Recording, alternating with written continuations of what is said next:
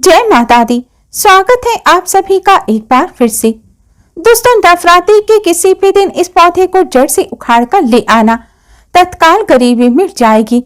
नवरात्रि के पूरे समय को चैतन्य अवस्था कहा जाता है, जागृत अवस्था कहा जाता है। इस समय नव दुर्गा पूर्ण रूप से अपनी शक्तियों के साथ जागृत रहती हैं।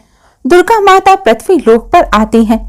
इसलिए माँ दुर्गा के आने के कारण 9 दिनों तक हर प्रकार के पेड़ पौधे में जागृत अवस्था हो जाती है।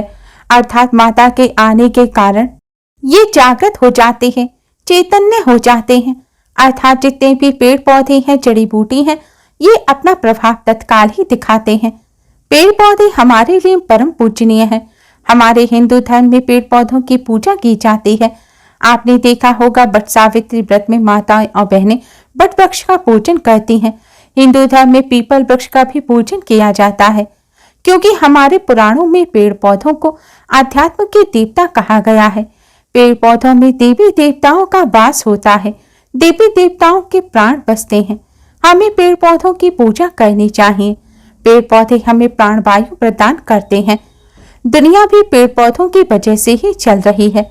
समय पर बारिश होना, वातावरण को संतुलित बनाए रखना पेड़ पौधों के कारण ही होता है। दोस्तों, नवरात्रि के समय में रात में ऐसा कौन सा पौधा है जिसे आपको लाना है? इससे आपकी गरीबी तत्काल ही मिट जाएगी। मैं आप लोगों को एक जबरदस्त चमत्कारी पौधे के बारे में बताऊंगी। दोस्तों, अगर यह वीडियो आपने मिस कर दिया तो फिर बाद में आपको रोना पड़ेगा, पछताना पड़ेगा।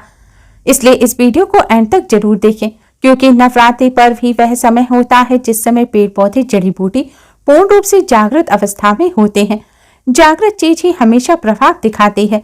उसमें चैतन्य होना जरूरी है, उसमें प्राण डालना, शक्ति डालना जरूरी है। नवरात्रि के समय में ये पेड़ पौधे अगर आप अपने घर लाते हैं तो उसे आपको मंत्र जाप करने की जरूरत नहीं पड़ती, सीधे करने की जरूरत नहीं पड़ती, क्योंकि नवरात्रि के समय में माँ धरती पर आती है और सभी पेड़ पौधे जागृत हो जाते हैं।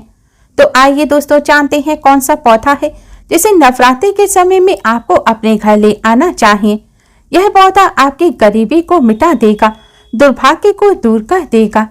दोस्तों, वीडियो में आगे बढ़ने से पहले माता रानी के सच्चे भक्त वीडियो को लाइक कर चैनल को सब्सक्राइब जरूर करें और कमेंट बॉक्स में जय माता दी जरूर लिखें। दोस्तों, नवरात्रि के समय में कौन सा पौधा है जिसे उखाड़ कर ले आना चाहिए?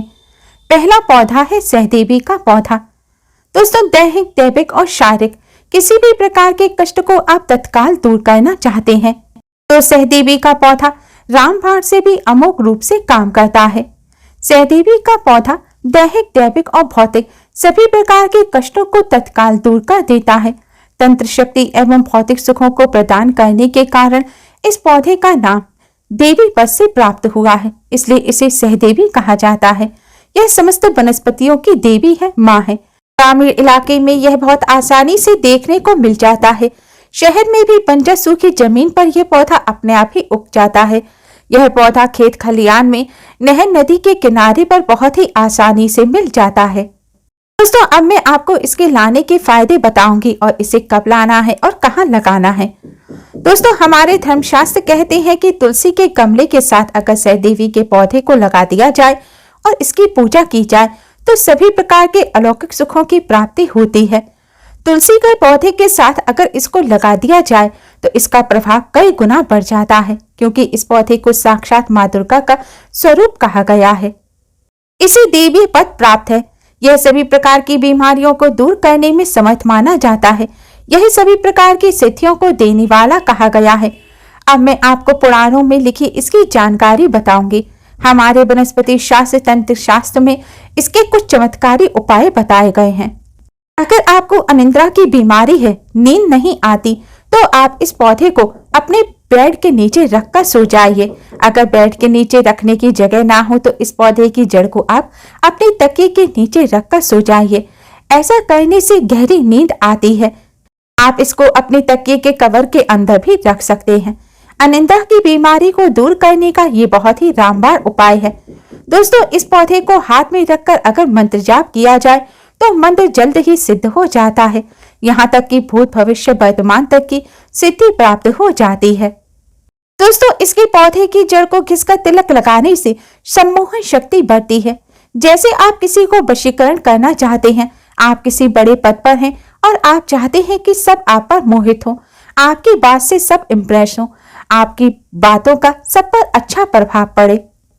आप प्रवचन करते हैं, आप चाहते हैं कि हर कोई आपकी बात सुने, या आप किसी मीटिंग में हैं और आप चाहते हैं कि आपका सब पर अच्छा प्रभाव पड़े, तो मीटिंग में जाने से पहले आप इसकी जड़ का तिलक अपने माथे पर जरूर लगाइए। आप देखेंगे सभी लोग आप पर मोहित हो जाएंगे, आपकी बात मानेंगे, आपके मोह बंधन में बंध जाएंगे। दोस्तों, हमारे धर्मशास्त्र कहते हैं कि इसकी जड़ को लाल रंग के कपड़े में बांधकर तिजोरी में रखने से कंगाल भी माला माल हो जाते हैं। इसकी जड़ को तिजोरी में रखने से धन दौलत में बढ़ोतरी होती है, घर धन दौलत से परिपूर्ण हो जाता है। दोस्तों, इस पौधे को घर में लगाने से तंत्र मंत्र की शक्ति भी नहीं लगती। इसकी जड़ को मुख में रखने से अदृश्य शक्तियां भी दिखाई देने लग जाती हैं। अलौकिक शक्तियां, भूत प्रेत पिशाच देवी देवता अलौकिक शक्तियां हैं जिन्हें हम अपनी आंखों से नहीं देख सकते। ये शक्तियां भी इसकी जड़ को मुख में रखने से दिखाई दे जाती हैं। अलौकिक शक्तियों के अगर आप दर्शन करना चाहते हैं, देवी देवताओं के दर्शन करना चाहते हैं, तो इसकी जड़ को मुख में रखें। ऐसा करने से अदृश्य शक्तियां भी दिखाई दे जाएंगी। दोस्तों, इस पौधे को आपको नवरात्रि के समय में रात 12 बजे के बाद उखाड़कर अपने घर ले आना है, क्योंकि नवरात्रि में रात का विशेष महत्व होता है। नवदुर्गा की शक्तियां रात में ज्यादा जागृत रहती हैं, इसलिए रात 12 बजे के बाद आपको यह पौधा नवरात्रि में किसी भी दिन जड़ सहित अपने घर उखाड़ कर ले आना है। आपको अपने घर से नंगे पैर जाना है, जूते चप्पल पहनकर ना जाएं और इस पौधे को घर लाकर अपने घर में गमले में लगा दें। तो दूसरा जो पौधा है जिसके बारे में मैं आपको बताने जा रही हूँ, ध्यान से सुनिएगा। उसे विष्णु कांता के नाम से जाना जाता है, अपराजिता भी बोलते हैं। ब्रह्मा जी ने सृष्टि के निर्माण के समय इस पौधे को उत्पन्न किया था, इस पौधे की रचना की थी। भगवान श्री हरि विष्णु का इस पौधे पर वास होता है। इस पौधे को विशेष प्रकार की कांति प्राप्त हुई, विशेष प्रकार की ऊर्जा प्राप्त हुई, इसलिए ज्ञानी लोग इसे विष्णु कांता के नाम से जानते हैं। इसे अपराजिता क्यों बोलते हैं?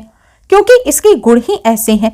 यह आपके शत्रु से हमेशा आपको अपराजित रखता है, यह कभी भी आपको पराजित नहीं होने देता।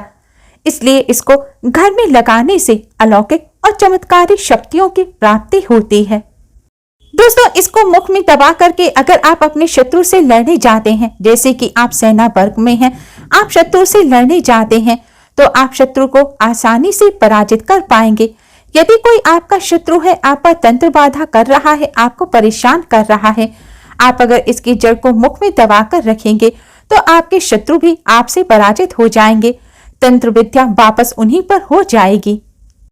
इसे सिद्ध करके अगर हाथ में बांध लिया जाए और फिर युद्ध किया जाए, तो कोई भी व्यक्ति अगर आपको तलवार से भी मारेगा तो तलवार का आप पर कोई असर नहीं होगा।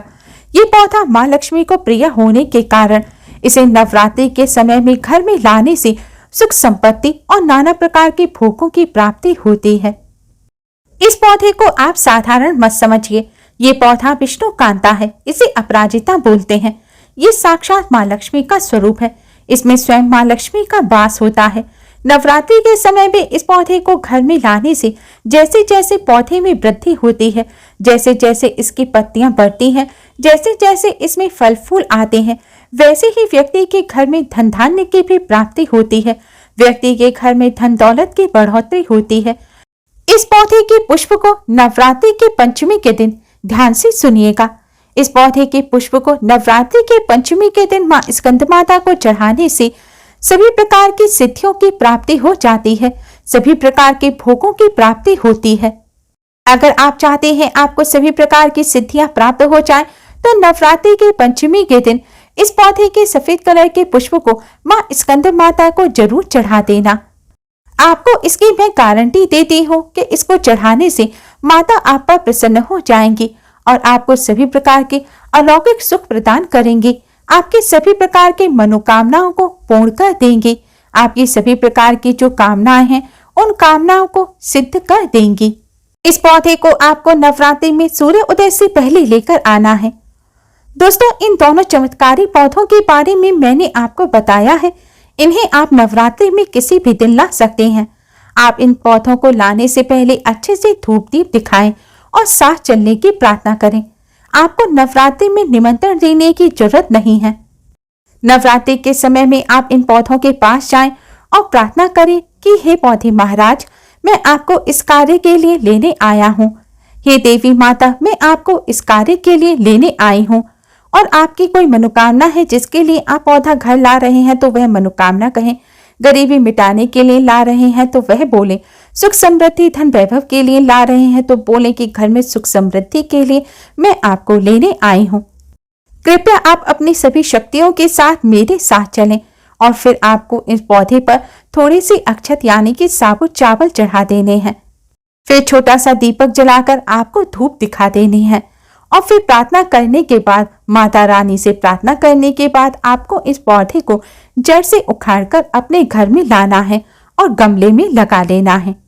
यकीन मानिए ये पौधे जब तक आपके घर में रहेंगे आपके घर के वातावरण को शुद्ध रखेंगे।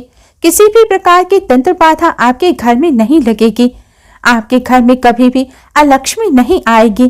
घर में दुख तकलीफ और बार बार जो बीमारी होती है, परिवार में जो वास्तु दोष लग गया है, वह सब दोष दूर हो जाएंगे। यह सभी प्रकार के दोषों से आपको बचाए रखेगा।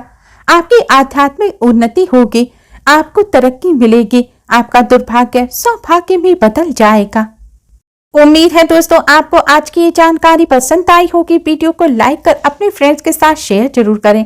हो सकता है यह जानकारी किसी के लिए अमृत साबित हो, किसी के दुर्भाग्य को सौभाग्य में बदल दे, जिससे आपको भी पुण्य की प्राप्ति हो। माता रानी के नाम पर कमेंट बॉक्स में जय माता दी जरूर लिखें। चैनल को सब्सक्राइब जरूर करें। Thanks for watching. जय माता दी।